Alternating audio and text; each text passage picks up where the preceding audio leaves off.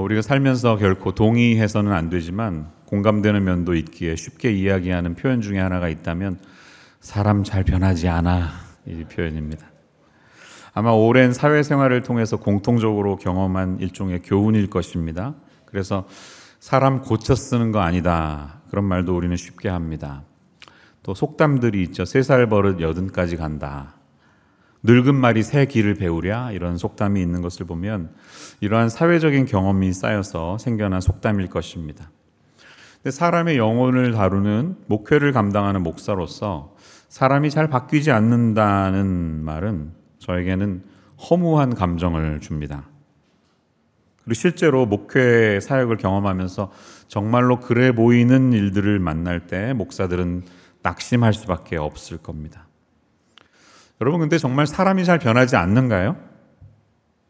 우리는 잘 변하지 않는 사람들을 두고 허공에 대고 권투하듯이 그런 헛된 싸움을 하고 있는 걸까요? 저는 우리가 쉽게 이야기하는 이러한 명제에 그럼에도 불구하고 그렇지 않다, 이렇게 말씀드리고 싶습니다. 하나님의 은혜 안에서 사람은 변화됩니다. 그리고 아름다운 모습으로 변화됩니다. 오래 걸릴 수는 있지만 변화됩니다. 이렇게 말씀드리고 싶어요. 성경에 등장하는 인물들은 헤아릴 수 없을 정도로 많습니다. 누군가의 연구에 의하면 전체 인물 수가 약 3,237명이래요. 그 중에 이름이 명시된 인물만 해도 2,900명이 넘는다고 합니다. 이 중에 대부분은 명단에 잠깐 나왔다 지나가는 인물들이지만 우리가 알고 있는 유명한 인물들이 성경에서 차지하고 있는 비중은 꽤 큰 편입니다. 이 만물상 같은 성경에 나타나는 인물들의 면모를 살펴볼 때 저는 그래도 하나님의 은혜 안에서 사람은 변화된다, 이 말씀을 드리고 싶습니다. 야곱은 야복강가에서 하나님이 보낸 사자와 씨름을 한 후에 이스라엘이라는 새로운 이름을 얻었는데요. 이름을 얻은 것뿐만이 아니라 그의 인생도 새롭게 되었습니다. 교활하고 잔머리에 능했던 그의 인생은 조금씩 변화돼 갑니다. 그리고 나중에 가면 하나님의 계획 안에 잠잠히 순복해 가는 그런 겸손한 야곱의 모습을 우리가 볼 수가 있어요. 모세는 40년의 궁중생활 경험을 다 잊어버리고 평범한 목자로 또 다른 40년을 살아가던 중에 하나님의 부름을 받습니다. 그는 일종의 유배자였고 말을 잘 하지 못하는 그런 사람이었지만 놀랍게도 하나님은 그를 이스라엘을 애굽으로부터 인도해내는 하나님의 대리자, 위대한 선지자로 놀랍게 사용하시는 것을 우리는 봅니다. 하나님이 예레미야를 처음 부르셨을 때 그가 한 첫 번째 마디는 I'm a child, 저는 아이라서 말을 할 줄 모릅니다, 이렇게 말했습니다. 하지만 놀랍게도 하나님은 예레미야를 무너져가는 유대 왕국의 대표적인 걸출한 선지자로 사용하셨습니다. 하나님이 이사야를 부르셨을 때 그는 환상을 통해서 자신의 연약함을 보고 화로다, 내가 망하게 되었다, 이렇게 절망했지만 동일한 환상 중에 변화된 그는 마침내 내가 여기 있습니다, 나를 보내십시오 라고 응답하는 이사야의 모습을 우리는 봅니다. 어부였던 베드로를 예수님이 부르셨을 때의 초창기의 삶과 여러 실패를 거듭하면서 결국은 초대교회의 기둥과 같이 쓰임받는 베드로의 후반기를 비교한다면 우리는 베드로의 삶이 변화되지 않았다고는 결코 말할 수 없을 것입니다. 세리라는 직업 때문에 사람들에게 멸시받는 마태였지만 그를 제자로 부르신 주님의 부르심 앞에서 담대히 변화된 제자 마태의 이야기를 우리는 마태복음에서 읽어 나갑니다. 예수님과의 대화 후에 내가 메시아를 만났고 완전히 변화되었음을 선언하는 사마리아 여인의 물동이를 버려두는 이야기를 우리는 요한복음 4장에서 만납니다. 그는 변화되었습니다. 여리고의 세리장이었던 삭개오의 변화, 7 귀신에 들렸다가 다시 그로부터 자유케 되는 여인의 변화, 거라사에서 홀로이 무덤가에서 살아가던 광인의 변화, 상원 의원이었던 니고데모의 변화, 복음을 듣고 그 자리에서 세례를 받던 이디오피아 내시의 변화, 그리고 특별히 우리는 교회를 박해하던 바울이 예수 그리스도를 인격적으로 만나고 난 후에 어떻게 변화되었는지에 대해서 잘 알고 있습니다. 그러므로 성경은 우리에게 말합니다. 하나님의 은혜 안에서 사람은 변화된다. 저와 여러분이 그 결과물입니다. 우리는 크던 작던 그 변화의 물결 속에서 하나님의 은혜의 선상, 이 선상 중에 우리의 인생을 살아가고 있습니다. 우리는 그러나 여전히 공사 중입니다. We are under construction. 공사 중이면 항상 뭘 치죠? 잠시 좀 양해해 주십시오. 이렇게 길도 막고요. 뭘 막아놓습니다. 좀 부끄러운 모습 용서해 달라는 겁니다. 우리가 다 공사 중이기 때문에 서로를 그런 너그러운 눈으로 바라보아야 할 필요가 있어요. 왜? 여전히 우리는 은혜 안에서 걸어가고 있기 때문입니다. 오늘 본문에서 우리는 그 은혜의 연장선상에 있는 또 다른 한 사람을 만납니다. 누군가의 종이었던 그를 그의 주인에게 보내기 위해서 펜을 들고 있는 바울의 짧은 편지를 만납니다. 이 편지의 수신자는 빌레몬이라는 사람이고, 바울은 빌레몬에게 이제 당신의 종이었던 한 사람을 집으로 보내니까 이 사람을 잘 맞으십시오라고 12절에서 부탁하는 내용을 우리는 읽게 됩니다. 빌레몬서는 다른 바울의 책들과는 굉장히 독특하게 구별되는 그런 편지입니다. 일단은 제일 짧은 편지예요. 사실은 신약 성경 전체에서 가장 짧은 편지. 그래서 1장밖에 없기 때문에 빌레몬서 1장 이러면 약간 초급이고요. 그냥 빌레몬서는 8절 이렇게 하는 게 약간 고급입니다. 또 다른 내용이 있다면 바울의 다른 서신서에 비해서 굉장히 개인적인 내용이 담겨 있습니다. 아주 퍼스널한 내용. 로마서는 구원이라는 거대 담론을 다룹니다. 에베소서는 로마서 못지않게 이 교회라고 하는 영광스러운 주제를 다룹니다. 하지만 빌레몬서에는 그런 심오하고 어려운 교리적인 내용이 하나도 없습니다. 그냥 한 장짜리 짧은 성경입니다. 하지만 이 짧은 편지 속에서 우리는 너무나 깊고 풍부한 인간 관계에 대한 진리와 성도가 살아가야 할 방식에 대한 교훈을 배웁니다.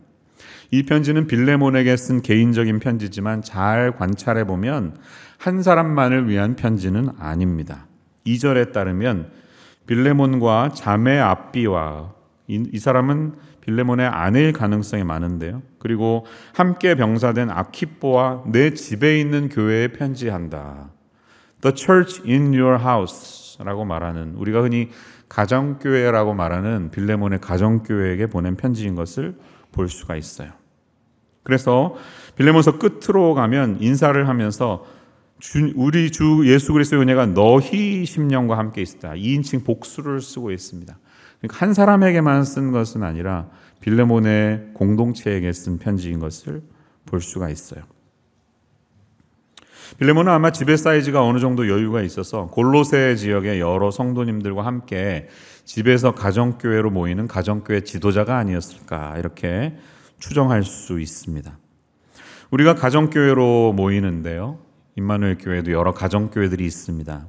그렇게 모이다 보면 여러 양상의 관계적인 문제들을 만납니다. 함께 웃고 함께 울다 보면 성장하고 즐겁기도 하지만 때로는 저 인간하고는 다시 내가 얼굴도 안 볼 거야. 이런 절교를 선언하는 일도 있는데요. 그렇게 살아가는 것이 우리의 인생입니다. 그런데 오늘 이 짧은 편지는 그런 우리에게 여러 모양으로 다가오면서 말씀합니다. 진정한 인간의 아름다움은 무엇이며 우리가 그토록 바라는 서로 사랑하는 공동체를 이루기 위해서 어떠한 마음 자세로 살아야 하는지 잔잔한 음성으로 가르쳐주고 있습니다. 우리는 오늘 함께 이 짧은 편지에 담긴 주님의 음성을 듣는 시간이 되기를 바랍니다. 그리고 듣는 데서 그치지 않고 그리스도인으로서 이 복음의 삶을 어떻게 살아낼 것인가, 그런 하나님 앞에서 결단하는 시간이 될 수 있는 이 아침 되시기를 축원합니다. 두 가지 아웃라인으로 볼 텐데요. 첫 번째로 그리스도 안에서 변화된 우리는 억지가 아닌 자발적인 관계를 추구해야 한다는 것입니다. 자발적인 관계. 빌레몬서를 연구하는 여러 학자들의 시각과 주장이 있지만 전통적인 해석은 이렇습니다. 자신의 주인인 빌레몬의 집에 골로새에서 살다가 그에게 어떤 형태의 잘못을 저지르고 로마로까지 도망쳤던 오네시모라는 사람은 마침 로마에서 가택 연금 중이던 바울을 만납니다. 찾아가서 만났는지 우연히 만났는지 알 수는 없습니다.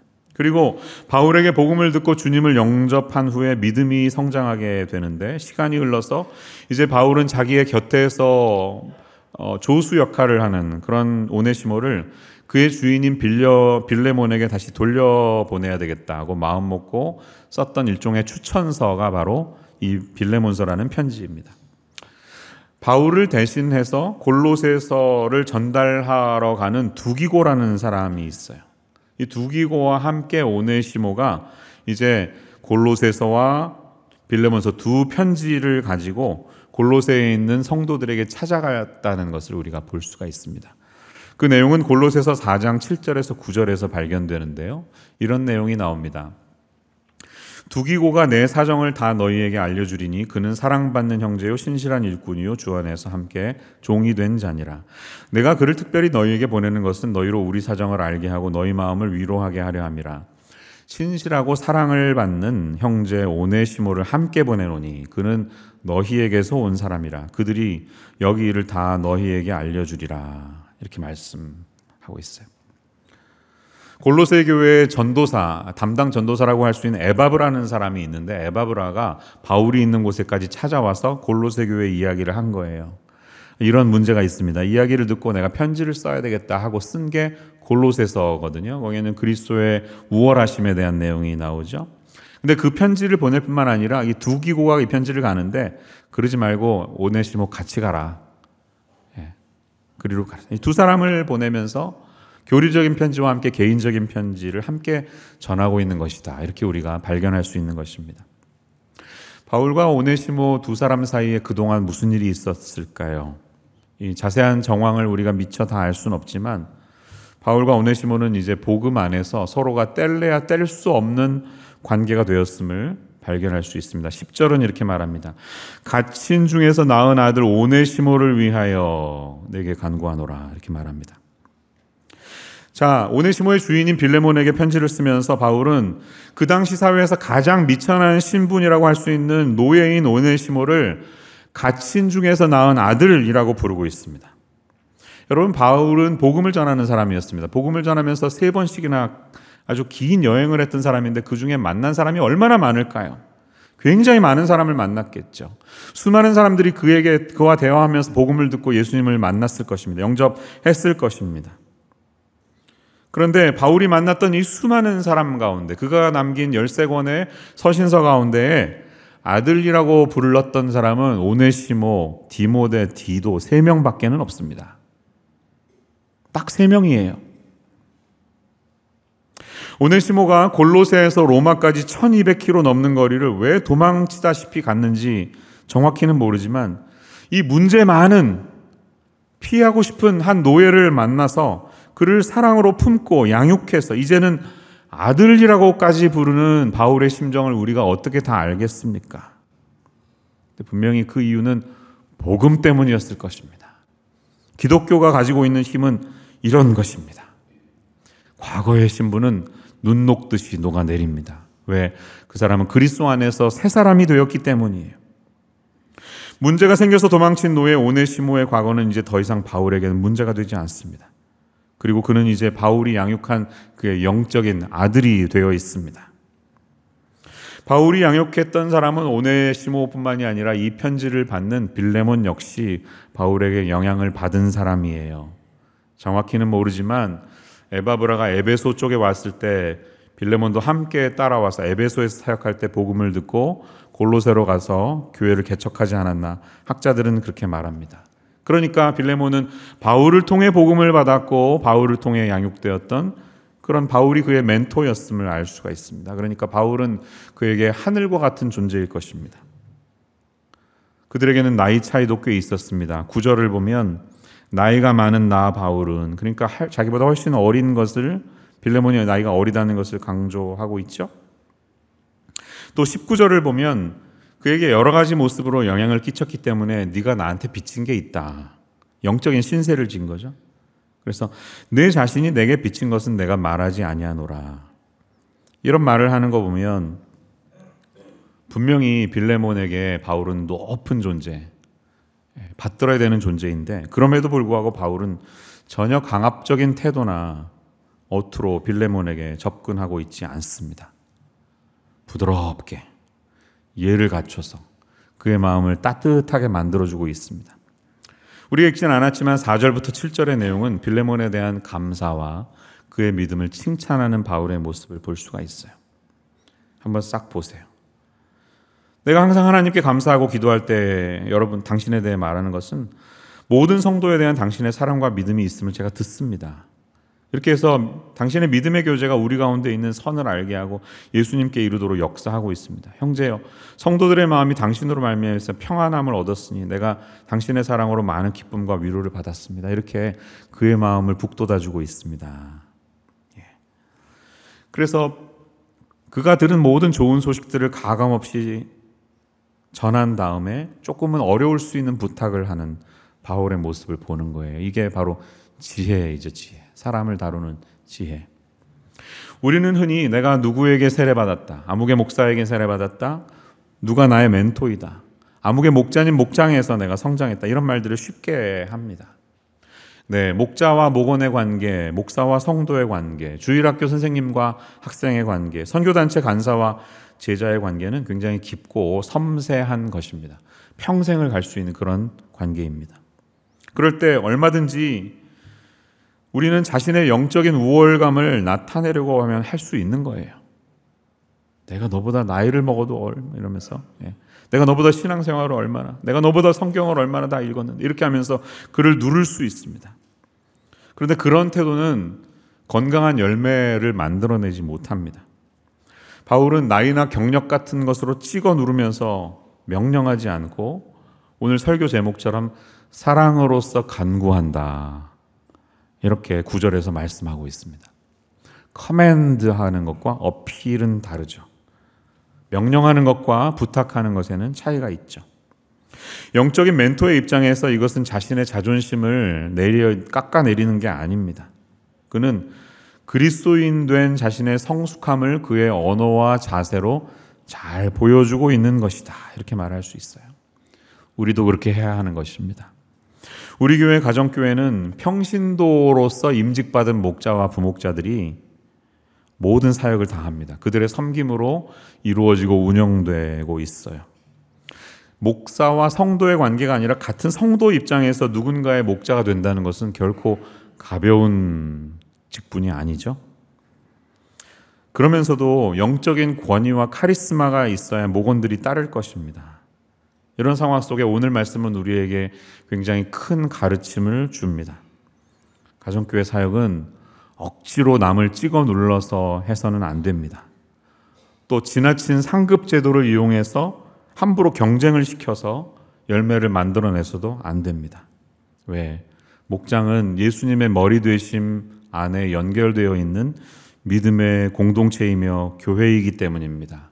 그렇기 때문에 목장이 자라날 수 있는 유일한 이유는 오직 그리스도의 은혜 안에서만 이루어진다는 사실을 우리가 기억해야 됩니다. 그러면 우리의 사역과 우리의 언어에도 그분의 은혜가 담겨 있어야 하는 것입니다. 언어는 영적인 진리가 전달되는 수단이에요. 이 스피커와 같이 수단일 뿐입니다. 그런 점에서 우리가 쓰는 말이나 글은 매우 중요한 하나님이 역사하시는 도구라는 것입니다.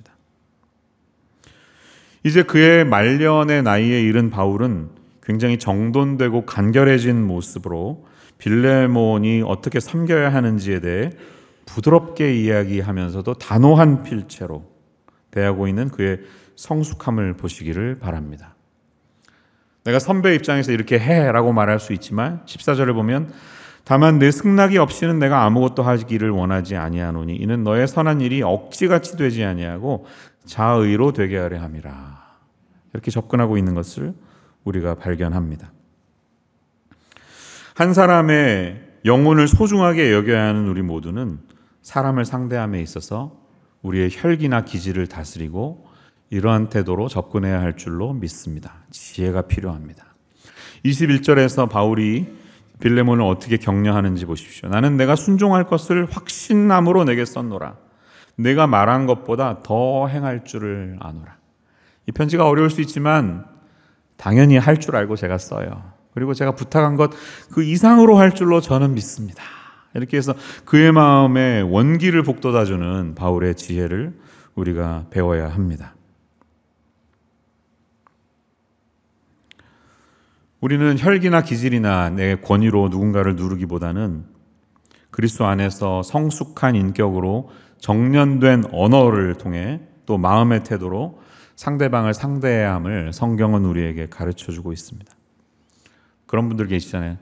나 원래 뒤끝이 없는 사람이야 이러고 할 말 다 해버려요. 그냥 그냥 듣고 잊어버려. 내 기질이야 이러면서 그냥 화살처럼 막 쏟아놓고, 자기는 깨끗할지 몰라도 그 쏟아진 화살을 그 사람이 어떻게 감당하겠습니까?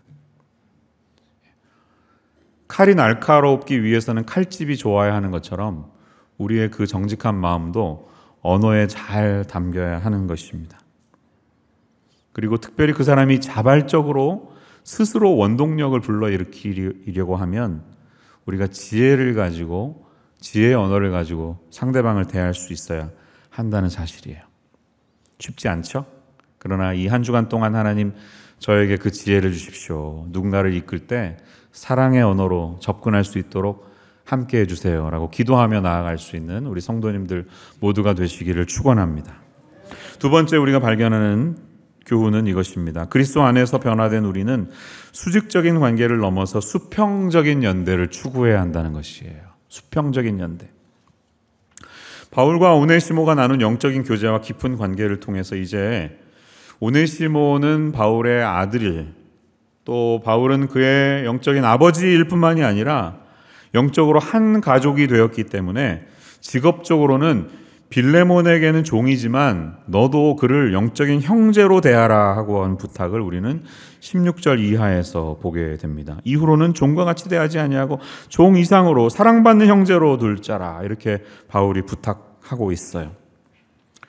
빌레몬이 바울에게 형제이듯이 이제 오네시모도 당신에게 또 나에게 형제가 되었습니다. 그는 이제 변화되었습니다. 그러니까 그를 영접하세요라고 적극적으로 추천하고 있는 모습을 봅니다. 특별히 11절에서는 바울이 이렇게 추천해요. 그가 전에는 내게 무익하였으나 이제는 나와 내게 유익함으로 라고 말합니다. 바울은 여기에서 일종의 월드 플레이를 하고 있는 것이에요. 헬라어로 무익하다는 뜻은 아크레스토스라는 단어에 아가 붙으면 반대 말이죠. 아노미 이렇게 됐을 때 반대의 뜻을 가지고 있는데, 그리스도가 없다는 뜻의 헬라어는 아크리스토스입니다. 에하고 이의 차이, 아크레스토스, 아크리스토스. 이렇게 월드 플레이를 하면서 하고 싶은 말은 이거죠.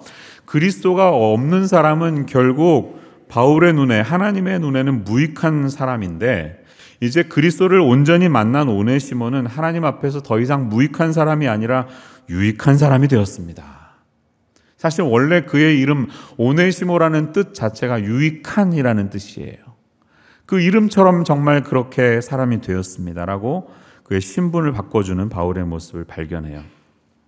원래 노예가 유익하다는 이름을 갖는다는 것은 일 잘해, 쓸만한 친구야, 이런 뜻이겠죠.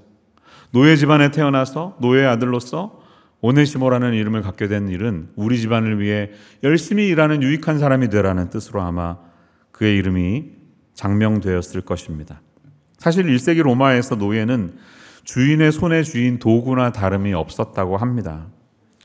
아리스토텔레스는 니코마스의 윤리라는 글에서 노예와는 인간관계가 성립되지 않는다고 역설했던 적이 있는데요. 조금 인용을 해보면 이렇습니다.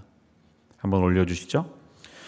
지배자와 피지배자 사이에 공통점이 없는 곳에서는 우정도 없다. 그 이유는 정의가 없기 때문이다.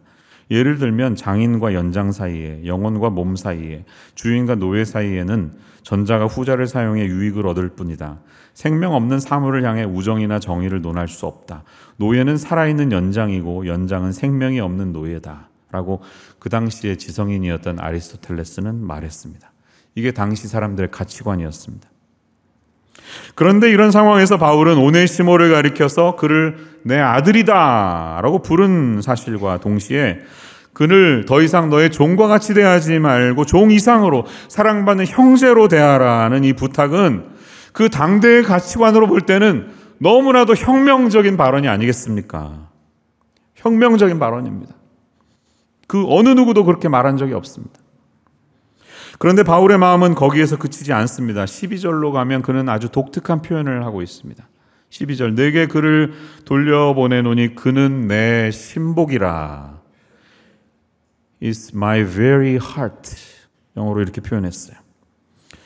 이 표현은 세상이 온통 정치판이 되어서 신복이라는 단어의 이미지는 그렇게 좋지 않죠. 한국말로는 부정적인데요. 사실은 원어에 가깝게 잘 번역한 것입니다. 이 스플랑크나라는 단어는 헬라어로 보면 몸속에 있는 내장이나 심장 등의 내부 기관을 가리키는데요. 신복은 한자 그대로 가슴과 배라는 뜻이니까 원문의 뜻을 잘 살린 것입니다. 사람의 가장 깊은 내면이라는 의미예요. 그러니까 누가 나의 신복이라는 것은 내가 가장 가깝게 두고 가장 깊게 신뢰할 수 있는 사람, 내 깊은 속마음을 나눌 수 있는 사람, 내 분신 같은 존재를 말할 때 우리는 이 단어를 쓸 수 있습니다. 또 이 스플랑크라는 단어는 창자가 비틀어지도록 연민의 감정을 가진다라는 의미도 있습니다. 누군가를 향해서 끝없는 연민의 감정이 생길 때 우리는 이 표현을 사용하는 것입니다. 그러므로 오네시모를 향한 바울의 마음은 예사로운 것이 아닌데요. 그 마음이 말로만 표현된 것이 아니라 그는 행동으로도 증명할 수 있는 것을 18절로 가면 이렇게 말합니다. 그가 만일 내게 불의를 하였거나 내게 빚진 것이 있으면 내 앞으로 계산해라. Put into my account. 내가 페이하겠다. 이렇게 말하고 있어요. 그래서 그의 사랑이 행동으로도 증명될 수 있음을 바울의 진심을 이렇게 표현하고 있습니다. 여러분, 오네시모가 이 편지를 만약에 가지고 가지 않았다면, 그냥 바울이 가 해서 편지 없이 갔다면 그의 목숨이 어떻게 되었는지는 아무도 모릅니다. 당시 사회에서 오네시모는 중죄인인 것이 분명한데요. 바울은 빌레몬의 신앙 인격을 깊이 신뢰하면서 기꺼이 자신 있게 이 오네시모를 그에게 돌려보내고 있는 것입니다. 이것은 우리 기독교와 복음이 가르쳐주는 속성을 매우 잘 보여주는 사건이에요. 우리 예수님을 만난 사람들이 수많은 이런 사건들, 우리 각자의 삶 속에서 이런 삶들을 실천해 냈습니다.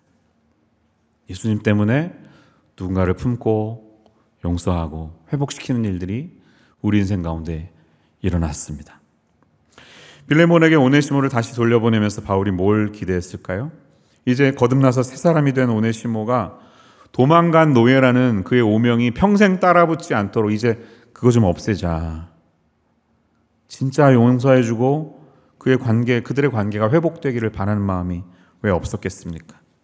그런데 단지 바울은 그를 돌려보내면서 이 사람을 용서해줘 라고 말하는 데서 그치지 않고요. 그 정도가 아니라 더 이상 그를 종으로 대하지 말고 형제로 받아주라 이렇게까지 말합니다. 여러분, 이 심정이 이해가 되십니까?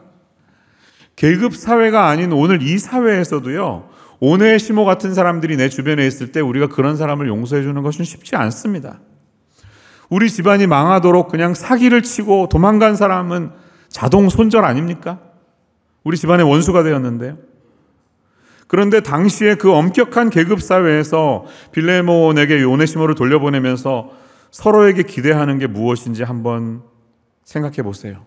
용서는 말할 것도 없고 그는 다시는 종으로 대하지 말고 형제로 받아주기를 요청합니다. 성경은 노예 제도를 비난하거나 부정하지는 않습니다. 그런데 그렇다고 인정한다고도 말할 수 없어요. 왜냐하면 이미 오래전에 성경은 종이나 자유자나 그리스도 예수 안에서 하나다라는 혁명적인 말씀을 이 서슬퍼런 노예 시대에 이미 선언했기 때문입니다.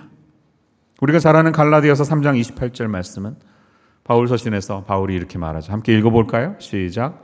너희는 유대인이나 헬라인이나 종이나 자유인이나 남자나 여자나 다 그리스도 예수 안에서 하나이니라. 아멘. 지금은 비인격적인 제도이기 때문에 현대에서는 거의 없어졌지만 완전히 없어지진 않았습니다. 지금도 노예들이 있습니다. 그 시대에는 노예들이 나름대로 어떤 기능을 사회 속에서 감당했습니다.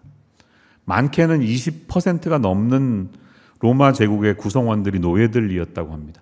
의사 노예, 그다음에 개인 튜터 노예, 다양한 프로페셔널 노예들이 많이 있었어요. 스스로 주인과 계약을 맺기도 하고 주인의 경제적인 형편이 어려워지면 재정적인 부담을 덜 해주기 위해서 파기도 하는 그런 노예 제도였지만 여전히 고대 로마 사회에서 노예 신분인 오네시모를 종이 아니라 형제로 대하라 이렇게 하는 것은 굉장히 파격적인 것입니다.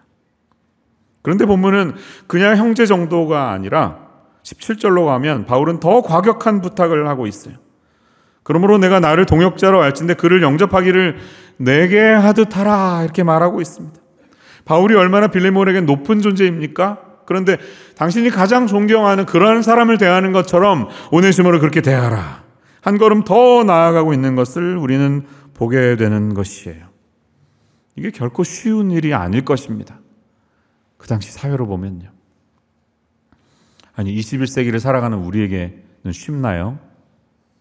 아니요. 결코 쉽지 않습니다. 우리에게 이 말씀은 지금도 도전하고 있는 것이에요. 이러한 과격한 영접이 가능하겠냐? 우리에게 묻고 있는 것입니다. 복음이 처음 들어간 조선 말기는 양반과 중인, 백정의 차별들이 여전히 굉장히 거세던 시절이었습니다.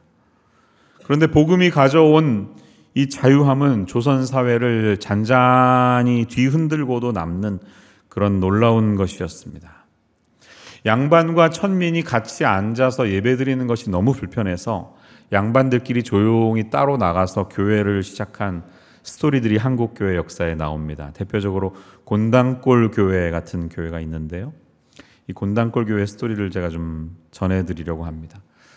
사진에서 보는 교회 이름을 혹시 아시나요, 여러분? 이 사진에 있는 교회가 어떤 교회인지 아세요? 강북에 있고요. 좀 더 좁히면 인사동에 있습니다. 승동교회라는 교회입니다. 승동교회. 서울문화재 130호이고요. 이 승동교회에서 3.1운동 되기 전날 학생 대표들이 모여서 회의를 한 적이 있는 한국 역사에 어떤 족적을 남긴 교회입니다. 이 교회가 지금 YMC 뒤편에 있는데 원래는 곤단골 교회로 위치된 을지로 일가에 있었는데 그 초기 곤단골 교회 이야기를 들려드리고 설교를 마치려고 합니다. 이 교회에는 박성춘이라는 유명한 백정의 이야기가 지금까지 우리에게 전해집니다. 박성춘은 1862년 서울 관작골, 오늘날의 관운동에서 백정의 아들로 태어났는데요. 한 번 백정은 영원한 백정이기 때문에 박성춘은 백정 마을에서 백정의 딸과 결혼해서 백정 아들을 낳습니다. 조선시대 최하류 계층은 7천반 이렇게 불렸는데 7가지 직업을 가진 사람들은 포졸, 광대, 고리장, 나무 껍질을 벗겨서 장을 만드는 사람이고요. 무당, 기생, 갓바치, 사람들 동물 가족으로 신을 만드는 사람, 맨 마지막이 백정이 그들입니다. 이 백정은 7천반 중에서도 가장 천한 신분으로 간주되었습니다. 백정은 호적에 올릴 수 없는 무적자로서 인구조사에서도 제외되었고요. 절대로 상투를 올려서는 안 됐습니다. 그러니까 망건이나 갓은 당연히 쓸 수 없었습니다. 조선시대에 망건을 쓰지 않았다는 것은 미성년자의 표시였기 때문에 아무리 나이가 많은 백정이라 할지라도 그는 어린아이 취급을 당했습니다. 백정들의 가슴에 얼마나 큰 한이 있었을까요? 이 박성춘에게는 봉출이라는 아들이 있었는데요. 아들 많은 백정 신세를 면하게 해주기 위해서 그 당시 무료로 학생들을 가르치던 곤단골, 지금 을지로 일가에 있는 예수교 학당에 아들을 처음 보냅니다. 당시 곤단골에는 미국의 북장로교 선교사인 사무엘 무어 선교사님이 교회를 하면서 학당을 세워서 평일에는 아이들을 가르치기 시작했는데 이때 박성춘은 예수님을 믿지 않았기 때문에 아들에게 일요일날 교회는 절대 못 간다. 공부는 해도 돼. 이렇게 그걸 공부하는 것을 허락해 줬습니다. 그러다 1894년에 동학혁명이 일어나고 청일전쟁이 일어나면서 나라가 난리가 일어났는데 엎친 데 덮친 격으로 콜레라까지 창궐을 했습니다. 콜레라가 얼마나 심했는지 하루에 300명씩 죽어서 성문 밖으로 실려나갔다는 역사 기록이 있어요. 이때 박성춘도 콜레라에 걸려서 죽을 위험에 처하게 됩니다. 무당을 불러서 굿을 해봤지만 전혀 차도가 없습니다. 그러던 차에 어느 하루는 아들 봉출이가 낯선 외국인 2명을 데리고 집으로 옵니다. 그 두 사람은 곤단골 교회의 담임인 사무엘 무어 목사와 재중원을 담당하는 의사 에비슨이라는 분이었습니다. 재중원은 한국의 조선의 최초로 생긴 서양식 병원이었는데 나중에 이 재중원이 세브란스 병원이 되죠. 그 당시 에비슨은 고종 황제의 주치의이기도 했습니다.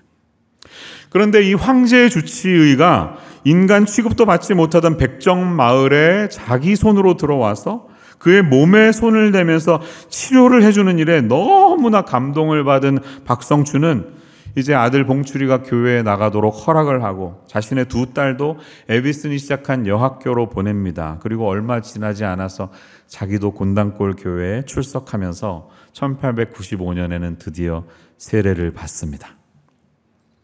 근데 이로 인해 곤단골 교회에 문제가 일어나기 시작합니다. 당시 곤단골 교회 교인이 약 20명 정도 됐었는데 사람들이 갑자기 교회에 안 나오는 거예요. 곤단골 교인 중에는 정부 관리들도 있었는데 그들이 제일 먼저 교회에 발을 끊었습니다. 당시 곤단골 교회는 양반 위주 교회였는데 아니 중인은커녕 상놈도 아닌 이 천민 중에 천민인 백정이 교회에 나와서 앉아있으니 당시의 양반들로서는 도저히 이걸 용납할 수가 없는 것입니다. 그래서 이들은 박성춘이 교회에 좀 안 나오게 해달라 압력을 무어 목사에게 넣었는데 No, 하나님 앞에서는 모두가 평등하니까 그렇게 할 수 없습니다. 이렇게 말합니다. 그러면 양반과 백정들이 앉는 자리라도 따로 구분하자라는 제안을 하는데 무어 목사는 이 또한 교회에서는 도저히 할 수 없는 일이다라고 거절합니다. 결국은 이 곤단골 교회 양반들이 따로 나가서 교회를 세우는데요. 그 교회가 홍문수골 교회가 됩니다. 자연히 홍문수골 교회는 양반 교회가 됐고요. 곤단골 교회는 백정과 상민만 남은 교회가 되었습니다. 이때 박성춘은 이 천한 백정들을 위해서 애를 쓰고 있는 무어 목사에게 너무 감동을 받아서 열심히 전도를 하고 다녔는데요. 얼마 되지 않아서 곤단골 교회를 백정들로 가득 채우게 되었습니다. 이후 3년간 곤단골 교회는 부흥하게 되었고 반면에 홍문수골 교회는 점차 쇠락의 길을 걷자 분리한 지 3년이 되는 1898년에 다시 두 교회가 합쳐지고 시간이 흘러서 지금의 승동교회가 탄생하게 됩니다. 다른 한편 그의 같은 해 박성춘은 독립협회가 주관했던 만민공동회의 연사로 나서서 양반 사족만이 아니라 산업공상의 모든 신분을 초월해서 모든 백성을 국가의 기둥으로 삼아야 한다. 그래야 국가의 힘이 더욱 공고해질 수 있다는 발언을 해서 세인들의 주목을 받기도 했습니다. 그 당시 장로가 되려면 세례받은 지 1년 이상, 30세 이상으로 교인의 3분의 2 이상의 찬성이 필요했는데 놀랍게도 박성춘이 승동교회 초대 장로로 뽑힙니다. 이후 그는 노회 임원도 맡아서 지도력을 발휘해서 전국에 수십 개의 백정교회가 세워지도록 하기도 합니다. 그럴 뿐더러 당시 내각 총서로 있었던 육일준에게 장문의 탄원서를 보내서 백정차별금지법을 공포해 주십시오. 그리고 백정들이 갓과 망건을 좀 쓰고 다닐 수 있게 허락해 주십시오. 이렇게 요구를 하는데요. 당시 갓과 망건은 인간됨의 상징이었기 때문입니다.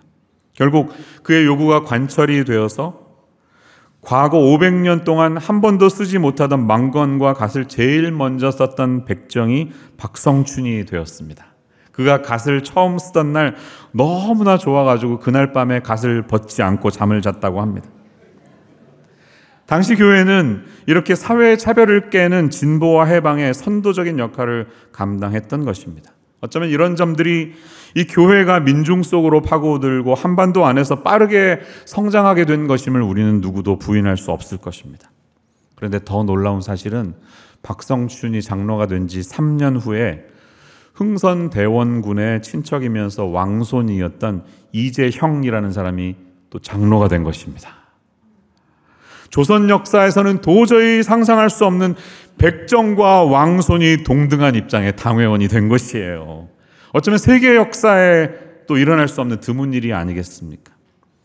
이 기독교 복음이 아니면 도저히 불가능한 일이 일어난 것입니다. 그리스도 예수 안에서 종이나 자유자나 남자나 여자나 하나라고 하는 이 말씀이 그대로 우리 한반도 땅에 실천된 일이고요. 이러한 역사가 있었기 때문에 지금 한국교회는 이 자리까지 올 수 있었다. 저는 감히 이렇게 말씀드리고 싶습니다. 엄격한 계급사회에서 신분의 틀을 깨뜨리고 종을 형제로 받을 뿐 아니라 나 바울을 대하듯이 오네시모를 그렇게 대하고, 오네시모가 만약에 조금이라도 재정적인 손상을 입혔으면 내가 대신 갚겠다, 이렇게 천구한 것은 결국 예수님이 우리에게 하신 것과 같지 않습니까? 주님은 우리 같은 이 자격 없는 사람들에게 대신 값을 지불해 주셨어요. 그 공로로 말미암아 아무것도 한 것이 없고 하나님을 떠나서 도망쳤던 오네시모 같은 우리들이 다시 그 죄를 용서받고 하나님의 자녀가 되었습니다. 하나님의 자녀로 끝난 것이 아니라 하늘에 있는 모든 좋은 것과 땅에 기름진 것을 공짜로 선물로 받아서 하나님의 자녀로 이 땅에서 유익을 누리며 살아가고 있지 않습니까? 저와 여러분 모두는 오네시모처럼 주인인 하나님을 떠나서 다 도망친 죄인들입니다. 교회는 용서받은 오네시모들의 공동체입니다. 그러므로 우리는 서로를 품어야 합니다. 그리고 품는 데서 그치지 말고 한 걸음 더 나아가야 합니다. 교회는 과격한 영접이 있어야 하는 곳입니다. 세상에서 하지 못하는 일을 하는 곳이 바로 교회가 되어야 한다는 것이에요. 요즘 한국에서는 이런저런 흉흉한 이야기들이 들려요. 아이들이 유치원에 가거나 초등학교에 올라가면 아빠의 직업이 뭔지, 사는 아파트가 어딘지 이름을 듣자마자 자기들끼리 그룹을 형성한다고 하죠. 네. 이게 아이들만의 이야기일까요? 우리 어른들은 어떻습니까? 우리는 복음을 받았습니다.